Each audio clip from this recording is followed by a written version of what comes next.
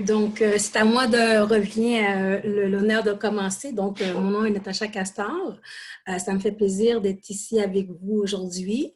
Donc, je veux juste dire que ce webinaire vraiment se veut interactif, un peu comme cela l'a dit. N'hésitez pas à poser vos questions ou à partager vos réflexions personnelles pour enrichir la discussion. Donc, vraiment, c'est ça qui rend ça vraiment riche quand tout le monde participe. Donc, on va surveiller la boîte aux messages régulièrement à ce niveau.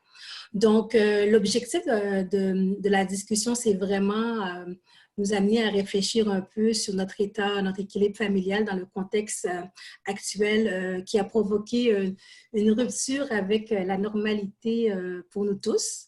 Donc, on doit vraiment composer dans une nouvelle conception de la façon de faire les choses. Donc, on est appelé à un peu redéfinir la façon que nous vivons.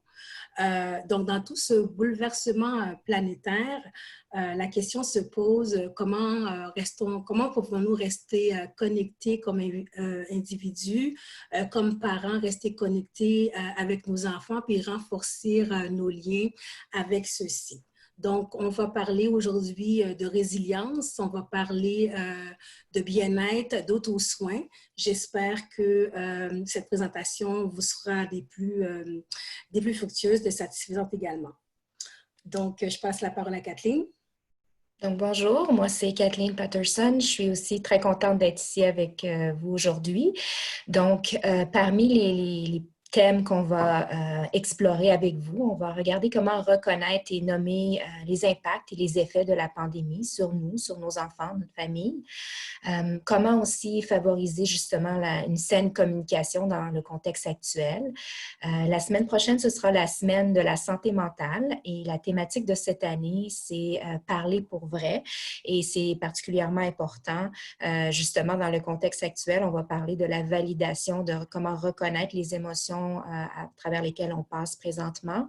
Et puis, on va effleurer un peu aussi la situation à moyen et à long terme. Hein. Donc, plus ça va, plus on sait que la pandémie va quand même probablement durer au-delà de quelques semaines. Au début, on parlait beaucoup de distanciation sociale. La terminologie change au fur et à mesure parce qu'on se rend compte à quel point c'est important de garder nos connexions sociales avec les gens si on veut passer à travers. Et on parle de plus en plus davantage de distanciation physique. Donc, on va regarder ces éléments-là. Donc, comme Natacha l'a indiqué, elle va commencer par vous parler de la résilience. Donc voilà, donc justement, étant donné que la situation de la pandémie risque de perdurer longtemps pour au moins les prochains mois, donc il est important qu'on puisse être en mesure de développer notre capacité de résilience. Donc, comme la recherche le confirme, la résilience a un impact positif sur nos vies. Donc, quelqu'un qui prend le temps de développer ces capacités-là va certainement jouir d'une meilleure santé. L'espérance de vie va augmenter également. Donc, au niveau du travail, on va vivre beaucoup plus de succès lorsque nous avons développé cette force-là, cette force interne-là. Et pour les jeunes, c'est beaucoup plus de réussite à l'école aussi. Donc, on va entretenir des relations beaucoup plus harmonieuses, beaucoup plus heureuses avec notre entourage. Et un fait particulier aussi de la résilience, c'est que ça diminue les risques de problèmes de santé mentale tels que la dépression. Donc, on peut définir la résilience comme un réservoir de compétences émotionnelles et cognitives qui permet à un individu de s'adapter face à l'adversité, lui permet également d'affronter des niveaux de stress assez importants. Donc, le stress, l'adversité, les défis font partie de notre quotidien pour certains d'entre nous.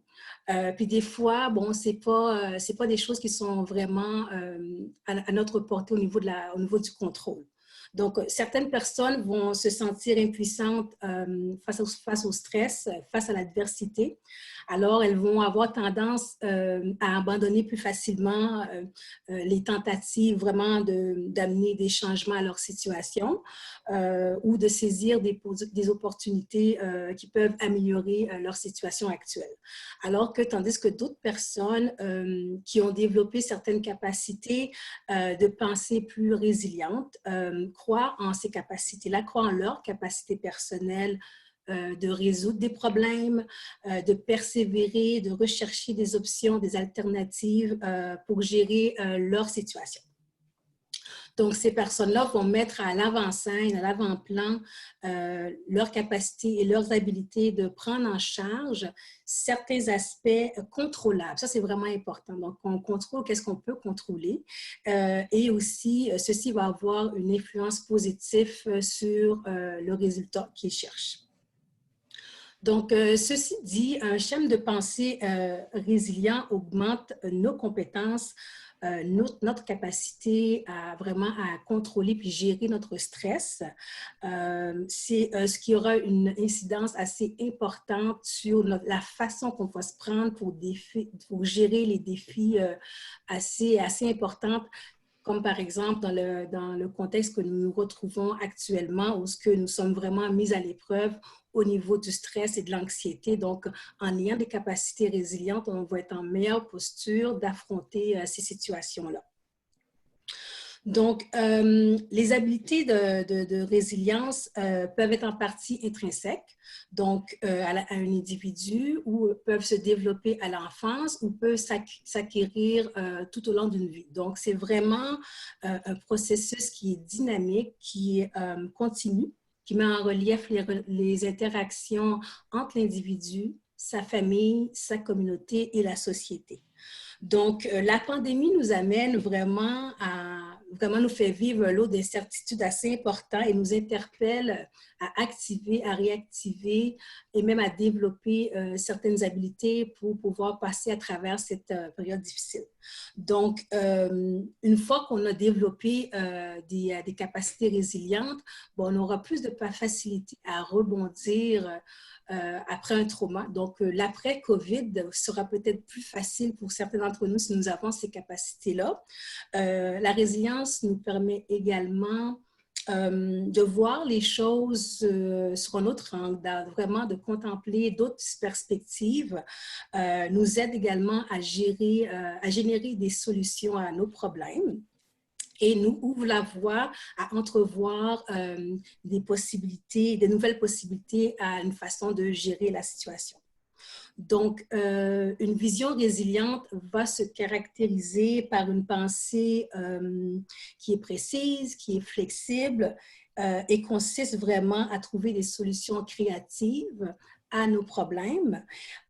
Donc, encore une fois, elle développe la capacité d'entrevoir, d'entendre d'autres points de vue. Des fois, ce n'est pas toujours évident, mais de vraiment considérer d'autres points de vue et de remettre en question ses propres idées préconçues, ses présomptions également.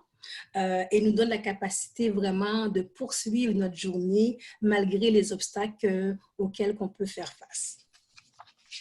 Donc, si vous avez des questions, n'hésitez pas de m'arrêter, ça va me faire plaisir d'y répondre. Donc, la pensée résiliente demande de la souplesse et de la flexibilité. Justement, Natacha, est-ce que tu peux nous parler un petit peu plus de comment développer la pensée ou les habiletés de résilience? Qu'est-ce que ça implique? Parce que je pense que c'est intéressant d'entendre parler de résilience, mais peut-être que les gens se demandent comment on fait pour justement développer cette belle qualité-là ou cette belle capacité-là. Oui. Donc, est-ce que je peux poser une question dans la même optique? Oui. Donc, développer, c'est intéressant, mais aussi, est-ce que vous pouvez parler un peu est-ce que c'est quelque chose avec quoi on est? Est-ce qu'il y a une part en nous qui est plutôt résiliente à la naissance et qui se développe? Ou est-ce que c'est quelque chose de un peu presque, j'allais dire, génétique, héréditaire, avec quoi on est? Ou alors, c'est-à-dire, on a des tendances à être plus résilient que d'autres? Et voilà ma question. Oui, bien, justement, comme je disais tantôt, certaines personnes vont avoir peut-être plus une accessibilité, une facilité du moins inhérentes à ces compétences-là. Mais la résilience s'apprend. OK? Donc, il y a vraiment des habiletés, c'est par des habiletés qu'on développe, qu'on pratique, qui va augmenter notre capacité à faire face justement, à répondre à certains obstacles et à surmonter. C'est surtout ça, vraiment avoir, de puiser dans ses forces internes, soit qui est inné ou acquis. Il n'y a pas vraiment de temps pour l'acquisition des habiletés de résilience. À tout moment dans la vie, on peut choisir de travailler ces habiletés-là afin que ça devienne ça fasse partie de notre boîte à outils personnelle. Je ne sais pas si tu as quelque chose à rajouter, toi, Kathleen, par rapport à ça. Non, je pense que c'est très bien. Une phrase clé qui ressort souvent dans la littérature, c'est qu'on a tous la capacité de développer notre résilience, justement. Donc, de travailler dessus. C'est sûr, quand on est petit, il y a des facteurs peut-être dans l'entourage qui vont jouer sur la résilience. Quand on est adulte, on a peut-être un petit peu plus de contrôle sur ces facteurs-là, donc on peut faire des choix plus éclairés. Mais justement, Natacha va continuer avec les habiletés, puis ça va vous expliquer un petit peu plus en détail comment on peut aider nos enfants justement à développer ces capacités-là. Donc, justement, alors, lorsqu'on fait face à un stress assez important, donc on peut choisir un peu de rebondir ou d'abandonner.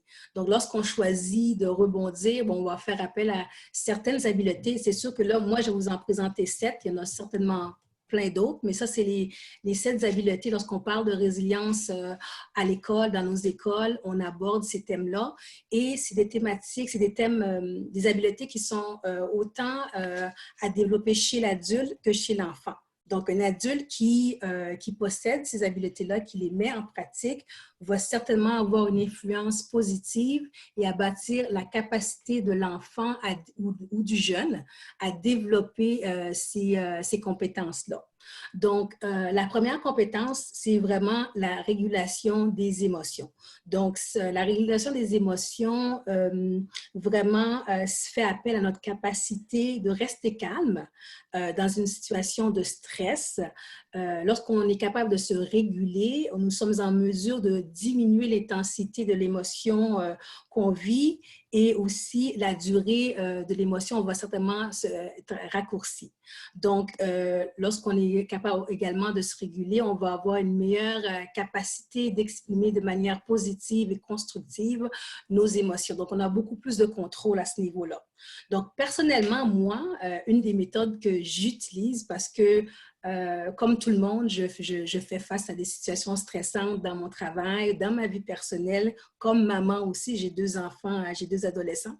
Donc, je dois me trouver des façons vraiment de gérer les émotions fortes que je peux vivre ou des fois, je me sens submergée. Donc, il y a vraiment 5 petites questions que je me pose assez régulièrement. Des fois, j'ai plus de difficultés ou plus de facilité à répondre à ces questions-là, mais ça fait quelques années que je pratique cette ressource et ça me permet de reprendre un certain contrôle sur moi-même et sur mes émotions. Donc, lorsque je vis une situation qui me dépasse émotionnellement, donc la première question que je me pose, c'est vraiment identifier l'émotion que je vis. Donc, qu'est-ce que je ressens maintenant dans le moment? Et la deuxième question, c'est est-ce que je peux laisser place à cette émotion-là, à ces sentiments-là, parce que c'est important de l'identifier, mais est-ce que je peux composer avec le temps nécessaire pour que je puisse trouver les moyens de le gérer et d'y répondre de façon adéquate? Donc, la troisième question, c'est une fois que j'ai identifié et que j'ai laissé place, donc maintenant, est-ce que je peux lâcher prise de cette émotion-là? Donc, ça va nous amener à décider qu'est-ce qu'on fait. Donc, on peut certainement, lorsque, par exemple, on a une frustration, on peut choisir de rester frustré ou de rester fâché toute la journée ou on peut choisir d'autres alternatives. Donc, en se posant ces questions-là, on crée aussi de l'espace dans notre esprit, dans notre corps pour pouvoir générer des solutions. Donc, une fois que je me suis posé cette question, donc la prochaine, c'est est-ce que je lâche prise? Parce que des fois, il y a des situations qui sont tellement chargés que ce n'est pas toujours aussi facile que ça. Donc, si je ne lâche pas prise sur le coup, donc ça veut dire que je choisis de rester dans un état assez bouleversé pendant un certain temps. Donc, et cette situation va m'amener à analyser les coûts et les bénéfices de rester dans mon état émotionnel assez bouleversé. Donc, si ça m'avantage de lâcher prise, c'est toujours le choix à faire dans la mesure du possible, bien, je vais le faire. Mais des fois, c'est plus difficile parce que les émotions on peut vivre plusieurs émotions à la fois. Puis le temps qu'on essaie de départager, ça peut prendre un certain temps qu'on choisisse vraiment de lâcher prise. Donc, ces questions-là amènent, comme je disais tantôt, de la flexibilité, de la souplesse dans la pensée et nous donne plus de contrôle sur la réponse qu'on va amener. Donc, la deuxième habileté, c'est vraiment le contrôle des impulsions. Donc, ça découle bien de la première qui est vraiment, nous amène à faire une prise de conscience, puis prendre une pause aussi avant de répondre, avant d'agir. Donc, ça crée...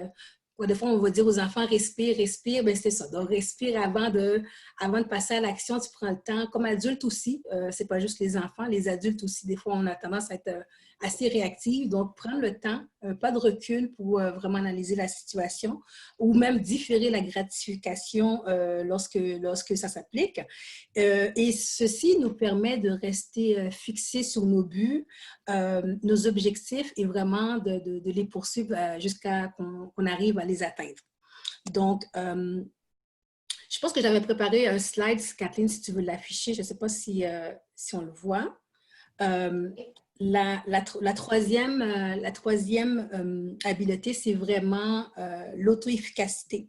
Donc, l'auto-efficacité nous amène à vraiment à mieux comprendre comment percevoir les effets de nos actions. Donc, on sent qu'on possède les capacités de réaliser notre projet, on a confiance en soi, donc on est capable, on a un meilleur contrôle et une influence aussi sur les éléments qui sont à notre portée. Donc, l'autre, c'est l'analyse des causes. Donc, c'est une des... qu'on essaie vraiment de pratiquer avec les enfants lorsqu'une situation de conflictuelle survienne, même chez les adultes aussi, de prendre un moment pour vraiment déterminer la source du problème, d'avoir une meilleure compréhension du problème. Donc, on va valider, on va aller au-delà des suppositions et des hypothèses et on va prendre le temps vraiment de clarifier les malentendus. Ceci va avoir pour effet d'améliorer nos communications de manière positive et évaluer la situation avec beaucoup plus de précision également. Donc, dans l'analyse des causes, il y a 3 petites stratégies qu'on enseigne aux enfants, qui est relaxer, réfléchir et répondre. Donc, lorsqu'on dit aux enfants, lorsqu'on est dans une situation de calme, on est en meilleure posture de se concentrer, donc on relaxe le corps, on apaise l'esprit afin de vraiment de créer de l'espace pour pouvoir réfléchir sur la situation qui nous préoccupe.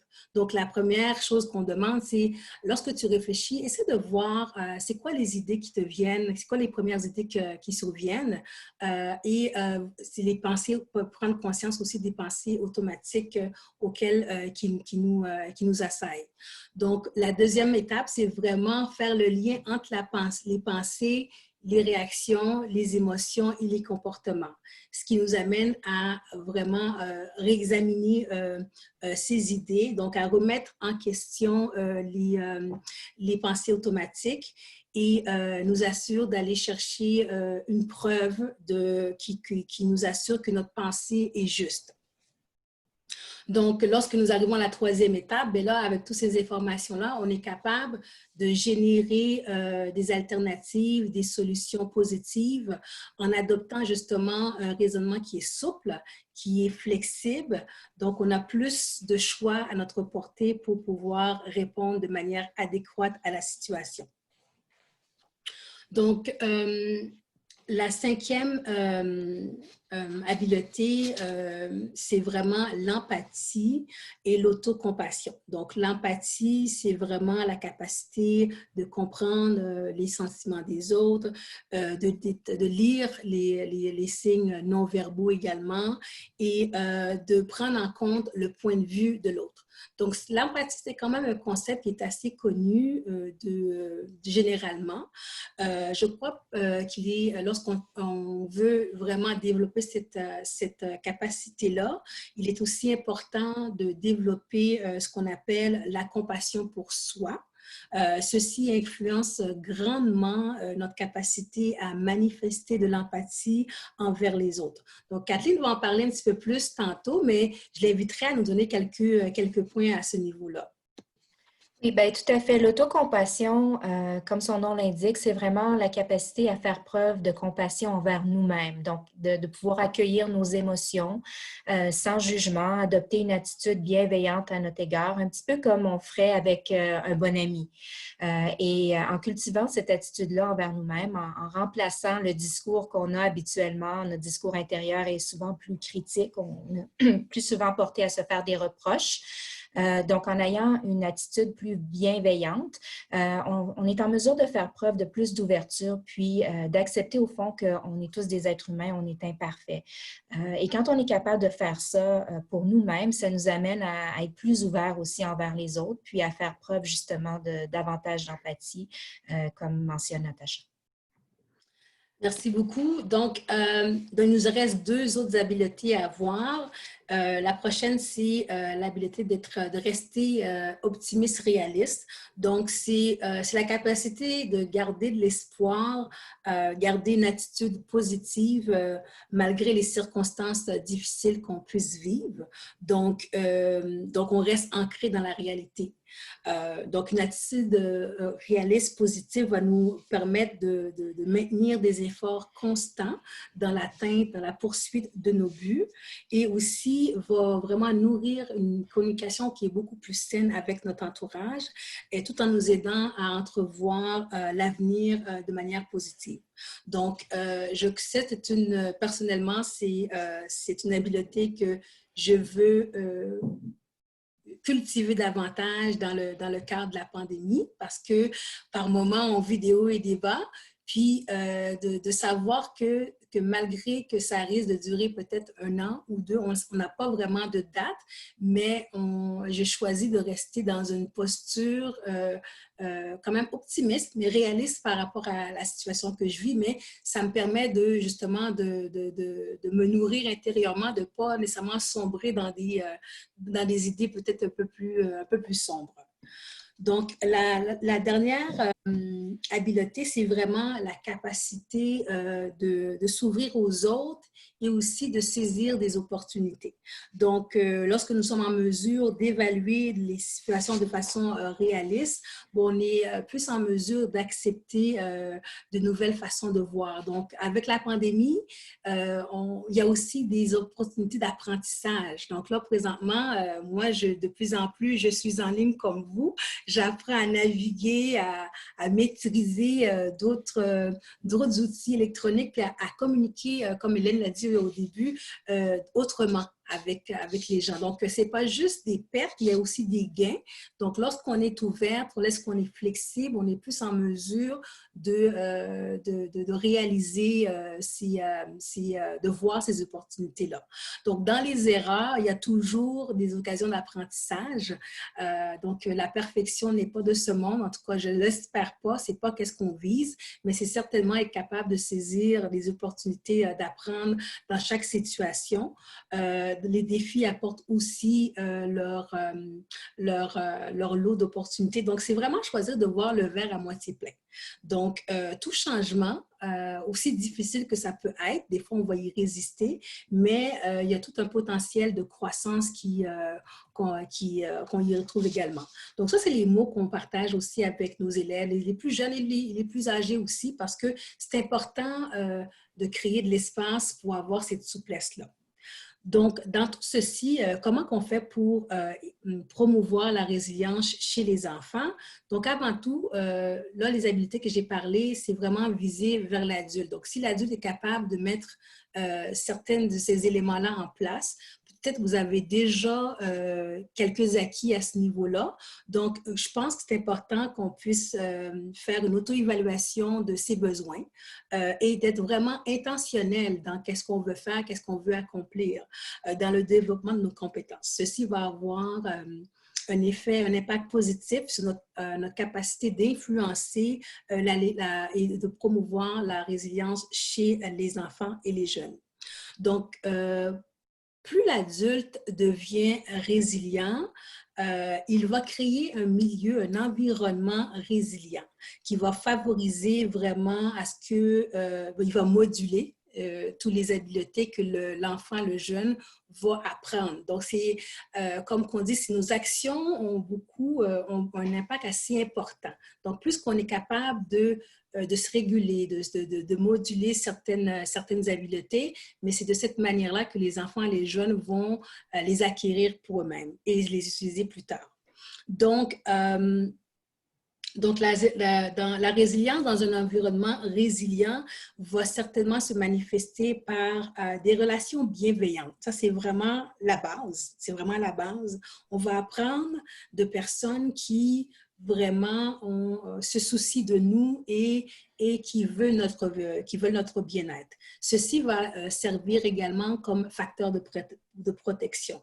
Donc, par la pensée positive que l'adulte va modéliser, bien, ça va aider aussi les jeunes, les enfants à modéliser leur façon de penser et d'entrevoir une situation.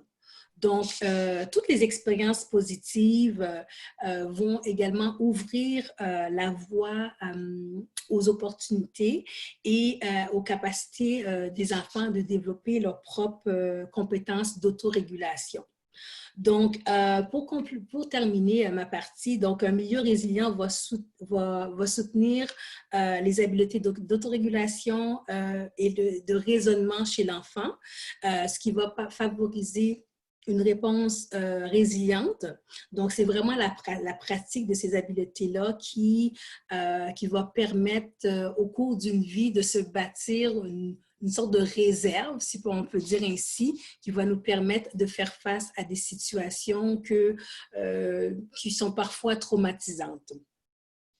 Donc, là-dessus, je vais passer la parole à Kathleen pour nous parler d'auto-soin. Merci. Donc, justement, qu'est-ce que sont les auto-soins qui font partie de la conversation aujourd'hui? Puis comment est-ce qu'ils peuvent nous aider à mieux gérer la situation actuelle que nous vivons? Donc, les auto-soins, en fait, c'est vraiment des stratégies qui favorisent notre bien-être. Donc, vous connaissez sans doute tout le monde l'analogie du masque de respiration dans l'avion. S'il y a une décompression dans la cabine, donc on dit aux gens, avant d'essayer d'aider les autres, commencez par mettre votre propre masque et vous assurer de bien respirer pour pouvoir ensuite aider les autres. Donc, c'est peut-être un des exemples une des illustrations les plus connues de l'auto-soin. C'est particulièrement pertinent dans la situation qu'on vit présentement où il va falloir apprendre à vraiment prendre soin de nous d'abord si on veut pouvoir prendre soin des gens qui nous entourent. C'est un gros défi de faire deux choses en même temps, donc partager mon écran et vous parler. Est-ce que vous voyez mon écran? Non? Non, pas encore. OK, attendez un petit instant. C'était facile de le faire pour ma collègue. Et là, le défi est... On est avec toi. Oui, merci. Voilà, je pense que vous allez la voir. Oui, est-ce que vous voyez? Donc, c'est ça. Donc, une autre image que vous connaissez sans doute, qui est assez reconnue, c'est la fameuse pyramide des besoins d'Abraham Maslow. C'est rien de nouveau, mais en fait, c'est important de le mentionner parce que les autosoins, ça implique aussi de pouvoir mettre en place des éléments pour prendre soin de nous, à commencer par répondre à nos besoins de base. Donc, des besoins de base pour être en mesure de fonctionner puis de gérer notre quotidien. Donc, je vais juste revenir Vous l'avez vu. OK, parfait. Donc, au fond, ce que ça veut dire, c'est les besoins physiologiques, donc dormir suffisamment, se nourrir sainement, répondre à nos besoins si on a des inquiétudes au niveau financier, au niveau matériel pour se sentir en sécurité, nos besoins affectifs comme connecter avec les gens qu'on aime pour augmenter notre sentiment d'appartenance. Et dans le contexte actuel, en fait, c'est particulièrement difficile de faire tout ça. Il y a plusieurs de nos besoins qui se retrouvent à être menacés. Natacha parlait tout à l'heure d'incertitude. On fait face à une situation d'incertitude. Il y a aussi une certaine perception de danger que représente la pandémie pour nous, hein. Et ça peut varier d'une personne à l'autre, la perception du danger, mais on a juste à penser comment nos mécanismes de défense peuvent être activés, nos mécanismes de survie quand il y a une perception de menace. Au début de la pandémie, vous vous souvenez tous des achats compulsifs de papier de toilette, le stockage excessif de nourriture. Hein. Bien, ça, c'était des réactions à une menace que les gens percevaient. Peut-être qu'on était porté à se dire, bien, qu'est-ce qu'ils font? Bien, en fait, il y avait une réaction très instinctive, hein, d'essayer de répondre à leurs besoins primaires. Donc, c'est important de bien comprendre ces réactions-là dans la situation de pandémie, pourquoi ça se produit pour nous et pour les autres, parce qu'en comprenant ces réactions-là, c'est là où on est en mesure de faire preuve de plus de compassion, puis de compréhension envers nous-mêmes, puis aussi envers les autres. Donc, des choses qu'on observe, nous, quand même, depuis le début, étant donné la nature de notre travail à Natacha et moi-même, c'est que les gens qui avaient, par exemple, des conditions préexistantes au niveau de la santé mentale, bien, ça va exacerber les symptômes. Hein. Ça va faire, la situation actuelle va faire en sorte que les symptômes vont en augmentant. Il faut être honnête, c'est un contexte qui s'apparente à un trauma, un contexte de trauma. Donc, les gens qui sont plus fragilisés, puis même les gens dans la norme vont vivre ça aussi. Et certains, ça va être plus intense que d'autres. Donc, hein, déjà, là, les recherches dans le domaine s'entendent pour dire qu'il va y avoir les réactions à la pandémie et les réactions post-pandémie aussi, comment les gens vont gérer tout ça après. Donc, on fait vraiment face à une menace collective. Ça active nos mécanismes de défense. Vous connaissez le fameux fight, flight or freeze, les réactions là, initiales face à une menace. Donc, ça veut dire lutter face à une menace, fuir ou être immobilisé.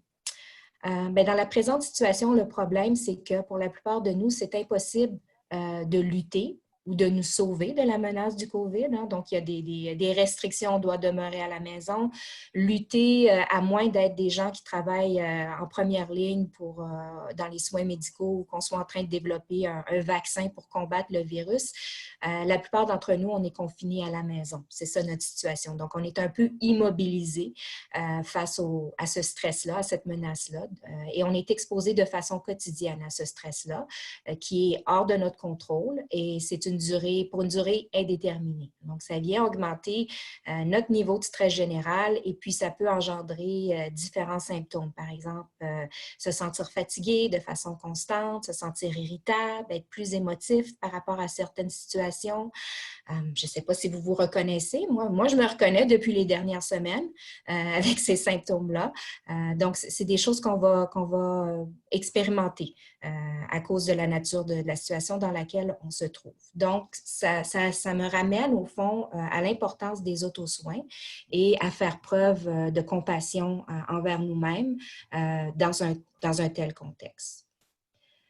Je parle peut-être beaucoup et vite, donc je ne sais pas, je vais juste prendre le temps de vérifier s'il y a des questions ou commentaires par rapport à ce que je vous dis, le fait qu'on parle de menaces à la société, qu'on parle de situations qui est hors de notre contrôle. Est-ce qu'il y a des gens qui ont des questions ou des réactions par rapport à ça? Moi, je trouve que ça fait du bien de nommer les choses. Comme tout à l'heure, Natacha, elle disait au niveau individuel de nommer, d'identifier. Et puis là, Catherine, tu identifies au niveau global. Et je trouve que c'est important aussi de pouvoir nommer les choses et reconnaître ça. Mhm, mhm. Absolument. Ben, en fait, tu es en train d'enchaîner à la suite de ce que j'allais dire exactement. Donc, faire preuve de compassion envers soi-même, ça veut dire d'abord et avant tout de reconnaître qu'on traverse tous une période difficile. Puis, c'est possible que donc on soit affecté, qu'on soit moins productif, qu'on soit moins patient, qu'on soit plus préoccupé par les choses.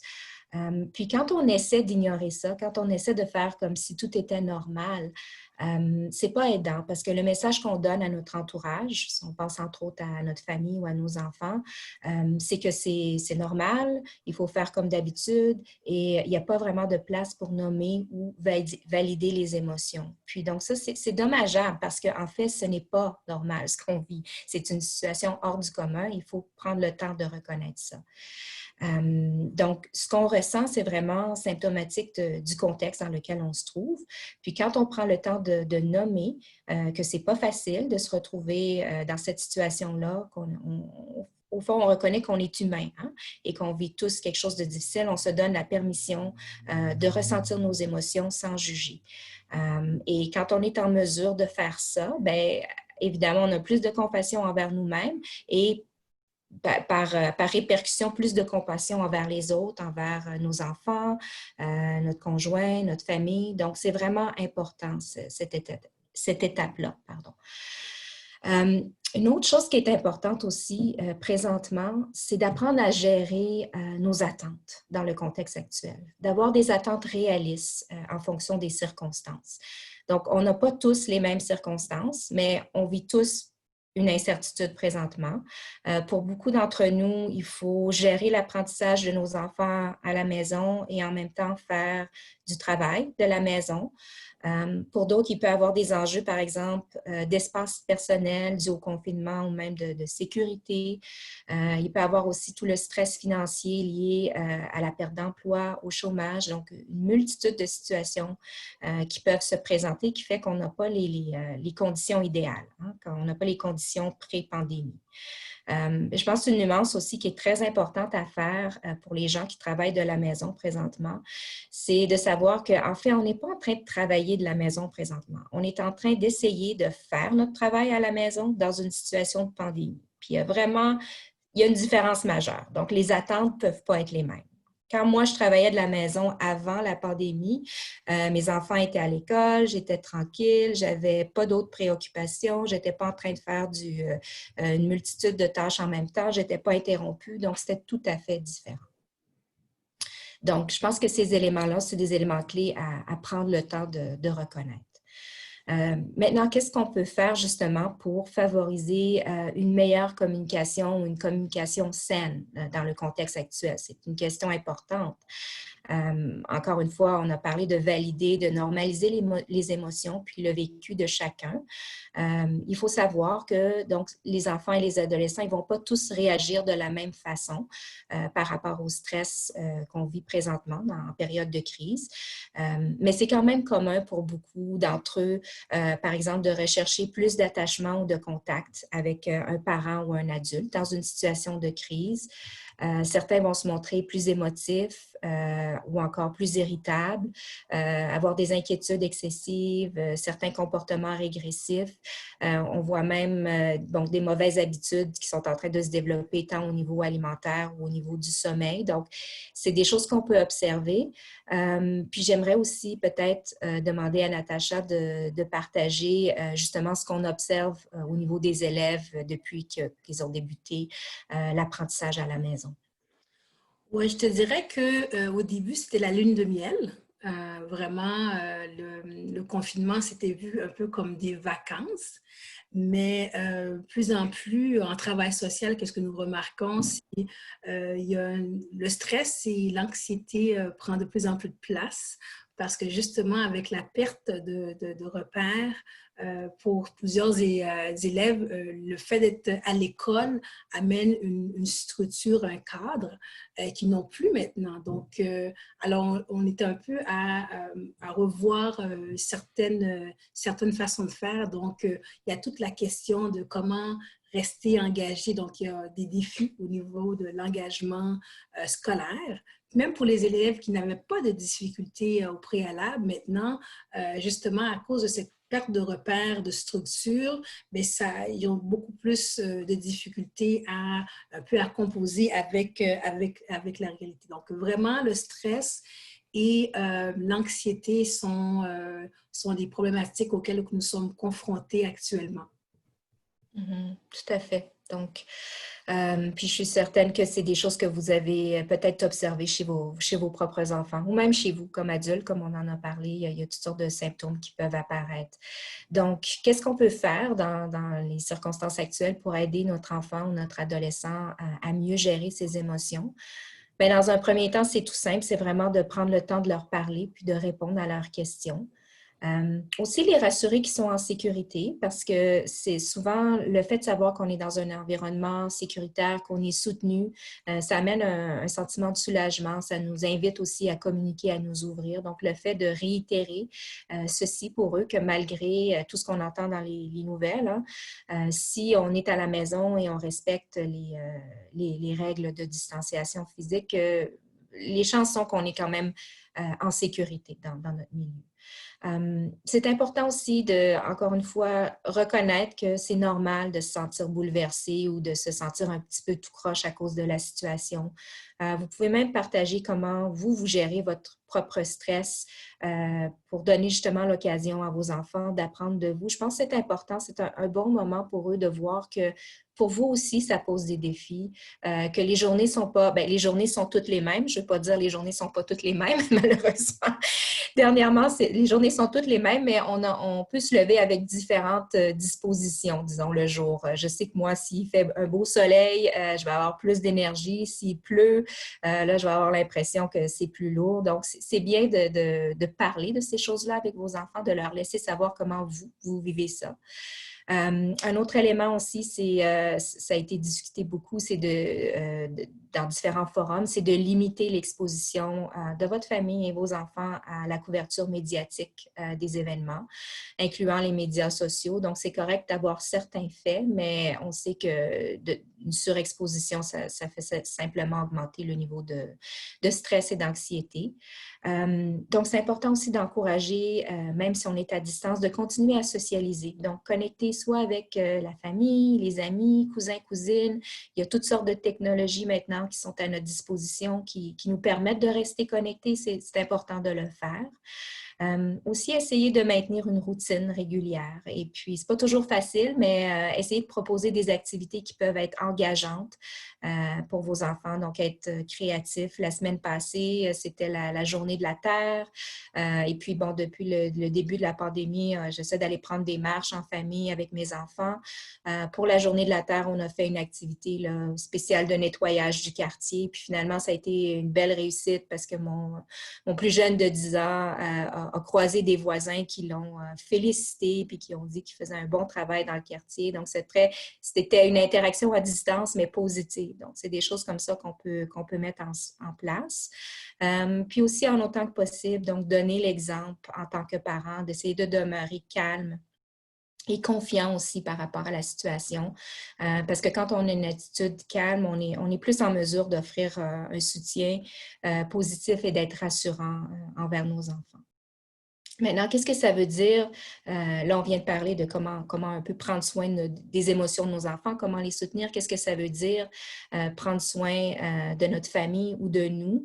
Donc, on va vous partager après le webinaire des ressources, des idées justement d'auto-soin, tant pour la famille, pour vos enfants. Mais je veux juste prendre le temps de me pencher vraiment sur vous comme adulte et comme parent, parce que vous êtes un élément clé dans tout ça. Donc, qu'est-ce que ça veut dire prendre soin de soi comme parent et comme adulte? Ça veut dire qu'on est, encore une fois, mieux en mesure de gérer notre propre stress, anxiété, et aussi de mieux prendre soin de notre famille. Puis, ça commence par des choses de base qui sont vraiment incontournables. Il n'y a pas de recette magique présentement. Ça commence par prendre soin de son corps. Donc, par le biais d'une alimentation saine, bien manger, faire de l'activité physique, un minimum. Essayer d'avoir une bonne hygiène de sommeil pour gérer la situation avec plus d'efficacité. Donc, ce n'est pas des choses nouvelles, mais c'est encore plus important quand on vit un contexte comme celui-ci, de mettre ces choses-là en place puis de s'assurer de les respecter en autant que possible. On sait aussi qu'un autre facteur protecteur, c'est de connecter avec soit des membres de la famille, des amis, des gens qu'on aime, même si c'est à distance. On voit de plus en plus de formules en ligne, de 5 à 7, de réunions de familles virtuelles. Et puis, c'est vraiment formidable, c'est vraiment crucial présentement. Il y a même, bon, les webinaires comme on fait là présentement, c'est bien, mais d'avoir des occasions aussi d'échanger de façon spontanée. Moi, je sais que j'ai fait quelques connexions avec des amis au cours des dernières semaines et puis, après leur avoir parlé, c'est comme si j'avais fait 10 km de jogging, j'avais de l'énergie, j'étais positive, ça faisait vraiment du bien. Donc, c'est un facteur au niveau de la santé émotionnelle qui est vraiment important de souligner. C'est aussi prendre le temps de relaxer, donc faire une activité que vous aimez et qui peut vous aider à avoir un meilleur équilibre entre votre vie personnelle et professionnelle. Ce qui peut être difficile quand on travaille de la maison ou quand les enfants sont là tout le temps. Alors, pour beaucoup d'entre nous, on était sous l'illusion que travailler de la maison, ça voudrait dire moins de travail et on s'est rapidement réveillé à une autre réalité. Ça veut souvent dire plus de travail, ça veut souvent dire moins de limites entre le temps de travail et le temps de famille. Alors, c'est important de prendre le temps de délimiter justement ces espaces-là pour essayer de maintenir cet équilibre important. Et pour nous aussi, comme adultes, de prendre des pauses, de regarder, de lire ou d'écouter l'actualité, c'est vraiment crucial. Et quand on prend le temps d'écouter les nouvelles, c'est de s'assurer d'avoir les bonnes informations, les bons faits par rapport aux événements, à la situation, aux risques actuels, parce qu'on sait que quand on a de l'information qui est juste, ça permet en fait de diminuer notre stress et de nous sentir davantage en contrôle au lieu d'augmenter le stress. Mais c'est quand on est surexposé à toutes sortes de sources d'informations où là, on perd un petit peu le fil. Et puis, donc, juste une petite anecdote comme ça, moi j'ai mon fils de 10 ans pour lequel on a dû vraiment complètement arrêter l'exposition aux nouvelles, aux informations parce que ça créait énormément de stress pour lui juste d'entendre le mot COVID. Donc, il devenait irritable, agressif. Donc, je pense que c'est important d'être sensible à ça présentement. Puis finalement, j'aimerais aussi revenir aux habilités ou aux capacités à développer en lien avec la résilience que Natacha a présentée. Donc, travailler sur ces capacités-là, présentement, c'est aussi une forme d'auto-soin parce que ça permet de renforcer la résilience. Ça nous permet de faire face aux situations difficiles qu'on vit présentement. Donc, c'est particulièrement important dans le contexte actuel parce qu'on sait que la pandémie qu'on traverse, c'est pas une course sprint. Malheureusement, ça va être un marathon. Donc, on va avoir besoin de bâtir nos forces, nos capacités pour tenir le coup à long terme. Puis ça commence vraiment à la base par prendre soin de vous. Donc, j'ai quelques petites activités à proposer en terminant, mais je prends juste une petite pause, encore une fois, pour vérifier s'il y a des questions ou commentaires par rapport à ce que je vous ai dit ou partagé jusqu'à maintenant. Je vais poser une question assez rapide. En tant que parente et aussi présidente de Parents Partenaires en Éducation, on est ici en tant que parents. C'était très intéressant. Merci beaucoup pour tous les conseils. Vous avez aussi donné des idées pour nos enfants. Mais comment faire quand on a des enfants qui restent toute la journée devant les écrans, qui ne veulent rien faire, qui ne veulent pas sortir, marcher, faire une activité physique, prendre soin d'eux aussi? Comment faire pour les encourager? Je sais que le faire devant eux, c'est un modèle, ça aide, mais ça n'aide pas toujours. On entend souvent des parents dire que je fais tout, mais mon enfant ne veut pas sortir de son monde. Qu'est-ce qu'on peut faire pour les encourager? Merci. Oui. Bien, je pense qu'encore une fois, c'est important de garder le discours ouvert, de valider comment ils se sentent. On a parlé de désengagement, de se sentir démotivé. Donc, je pense que c'est important d'aller vérifier ça aussi, comment se sent votre enfant présentement, parce que s'il y a ce niveau de désengagement ou de manque de motivation qui est présent, c'est sûr que ça va jouer sur l'intérêt ou la motivation à faire des activités. Donc, d'une première part, c'est de commencer à vérifier où ils en sont à ce niveau-là.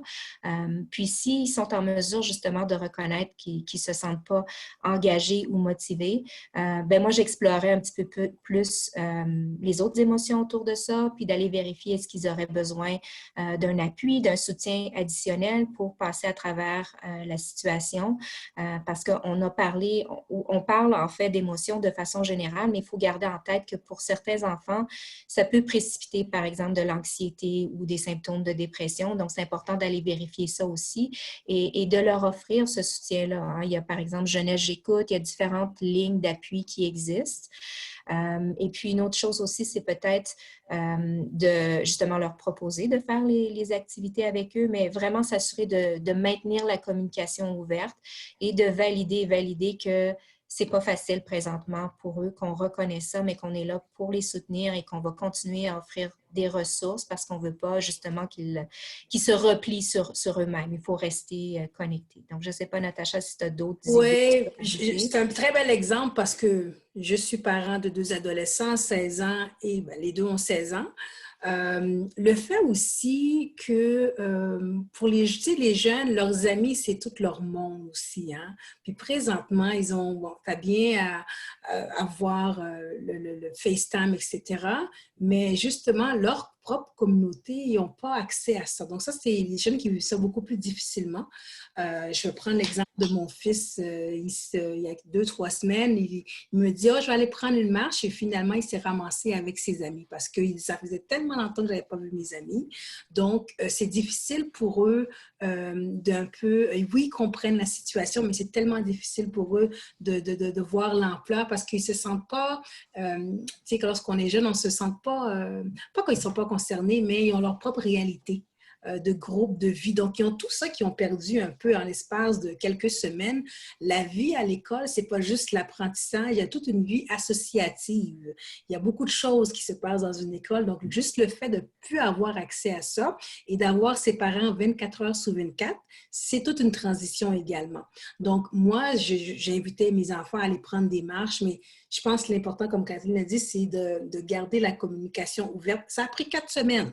OK? Je vous le dis, ça a pris 4 semaines pour qu'on puisse, que maintenant ma fille va prendre, pas longtemps, mais 15-20 minutes de marche. La même chose pour mon garçon. Mais c'était de la résistance toute au cours de ces 4 dernières semaines. Donc, je pense que c'est tellement important comme parents de rester connectés, puis de comprendre, puis de déceler aussi s'il y a d'autres enjeux qui sont plus importants. Parce que chaque enfant est différent. Si l'enfant avait déjà une certaine fragilité au niveau émotionnel avant, mais disons que, comme Catherine a dit, mais la situation actuelle ne fait juste que d'en rajouter. Donc, comment qu'on fait justement pour peler ces défis-là? Donc, moi, personnellement, je pratique la méditation. Ça fait quelques années, je pratique. Puis tout d'un coup, mon fils est arrivé, il m'a demandé une chandelle, il voulait pratiquer. OK, donc ça a pris, c'est long. C'est long, mais l'important, c'est rester constant.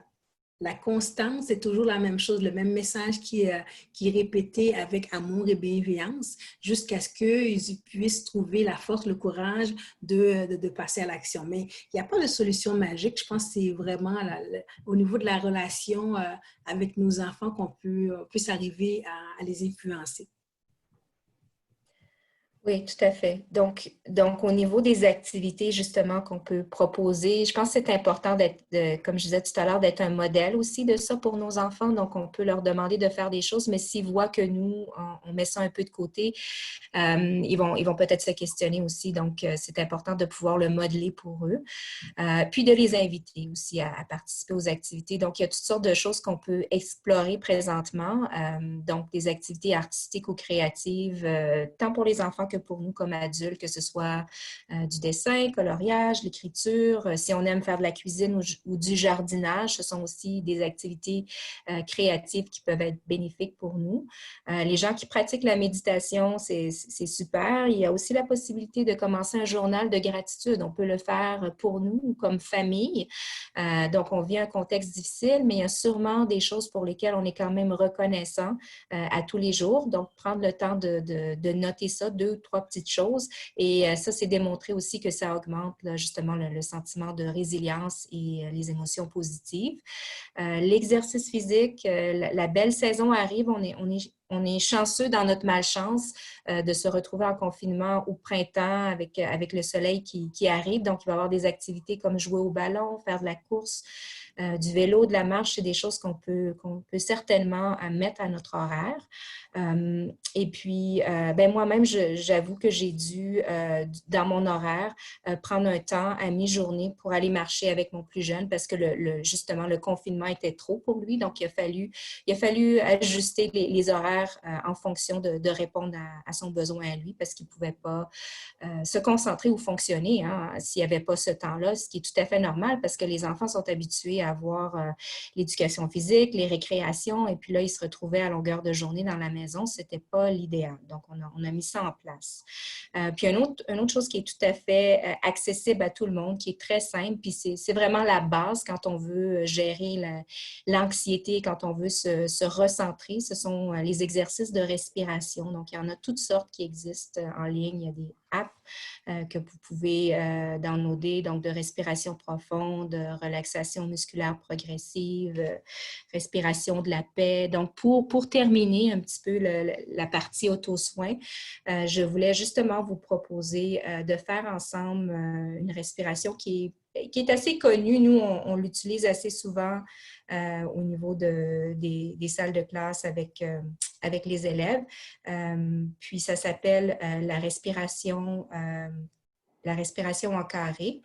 Et là, encore une fois, j'ai beaucoup de misère à vous parler et à, à faire quelque chose en même temps. Je suis vraiment étonnée de mon manque de coordination. OK, je vous partage l'écran. Et puis, est-ce que vous voyez? Oui, oui. Parfait. Donc, je vous invite à prendre une position confortable. Vous pouvez fermer les yeux ou pas, c'est selon ce que vous voulez. Puis, je vais vous guider à travers cet exercice-là qui est assez rapide. Et j'ai choisi celui-là parce que justement, c'est quelque chose on a un visuel qu'on va vous partager. Puis, vous serez en mesure après aussi de le reprendre avec vos enfants si vous voulez. Donc, la façon dont ça fonctionne, c'est que vous commencez, je vais faire le compte pour vous. Donc, vous vous mettez dans une position confortable et on commence par prendre une grande inspiration sur 4 secondes. 1, 2, 3, 4. Ensuite, on retient sur 4 secondes. 1, 2, 3, 4. On expire pendant 4 secondes. 1, 2, 3, 4. On retient pendant 4 secondes. 1, 2, 3, 4. Et on recommence en inspirant sur 4 secondes. 1, 2, 3, 4. On retient. 1, 2, 3, 4. On expire. 1, 2, 3, 4. On retient. 1, 2, 3, 4. On va la faire la dernière fois. Je vais vous laisser compter dans votre tête. Donc, une grande inspiration sur 4 secondes.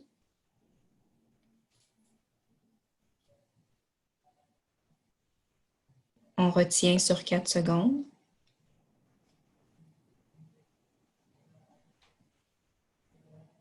On expire pendant 4 secondes.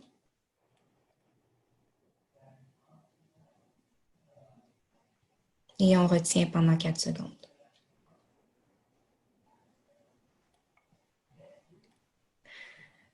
Donc, Si vous voyez, au fond, c'est vraiment l'occasion de prendre une pause. C'est un exercice qui nous permet de nous reconnecter, oui, avec notre respiration, mais aussi de prendre une pause, justement, et de nous recentrer quand on se sent un petit peu dépassé par les événements. Puis, comme je disais, c'est tellement accessible, on peut le faire à tout moment et c'est assez simple aussi à enseigner à nos enfants. Donc, ça fait le tour de ce que moi, j'avais à vous partager au niveau des autosoins. Donc, veux-tu ajouter un petit mot, Natacha, de conclusion? Oui, puis ça, c'est la travailleuse sociale en moi qui s'adresse à vous parce que pour moi, c'est important de reconnaître plusieurs d'entre nous, comme famille, malgré le contexte difficile, sommes privilégiés.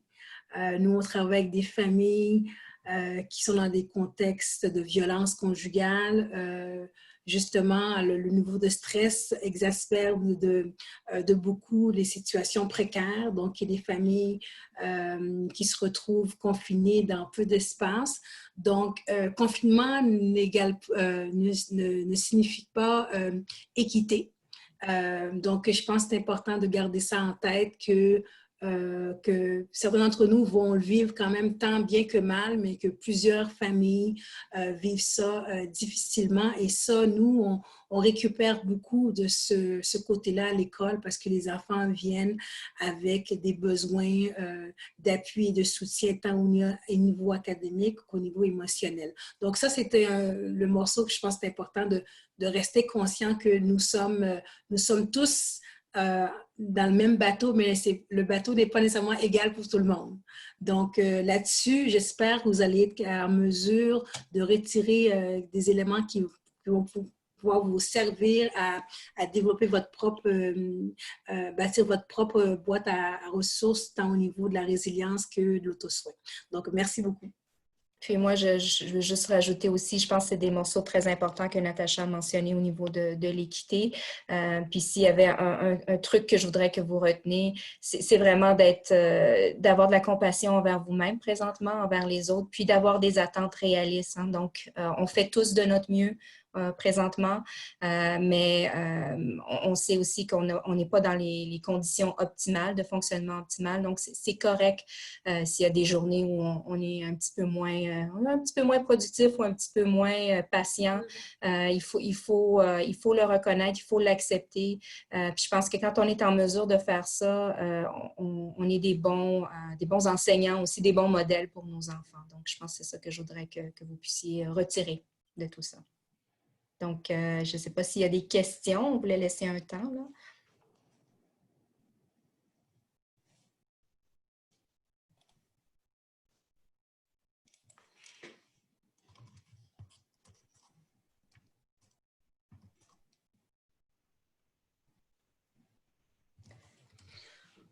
Je pense qu'on a... Oui, bien, s'il n'y a pas de questions, comme je vous ai dit, on va quand même vous partager les ressources qu'on a mentionnées qui peuvent vous être utiles.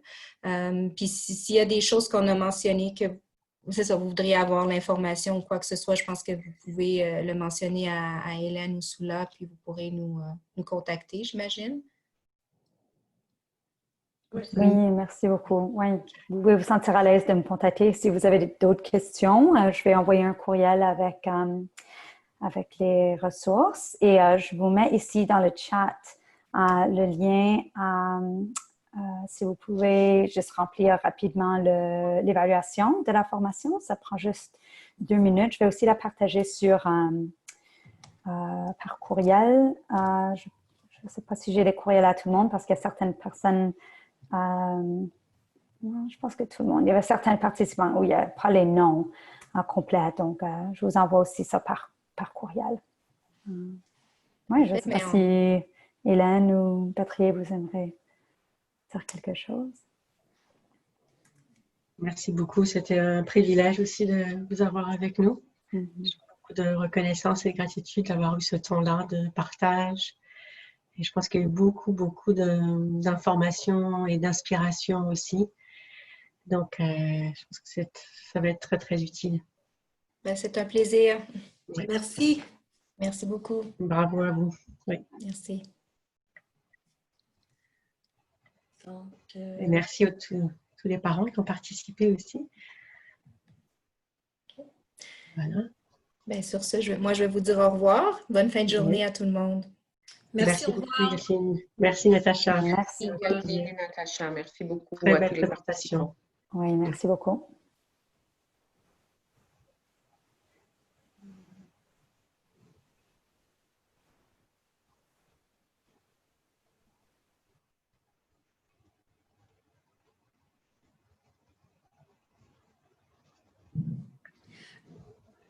Soula, est-ce que tu voulais qu'on reste? Non, je pense que ça va. Des fois, je reste un peu plus longtemps si jamais OK. quelqu'un veut discuter quelque chose, mais si ça va.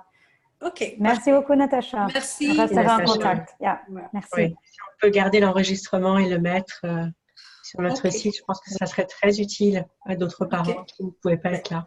Ben, c'est parfait. Merci beaucoup, Merci. Hélène. Merci, Très belle Natacha. présentation. Oui. Au revoir. Au revoir.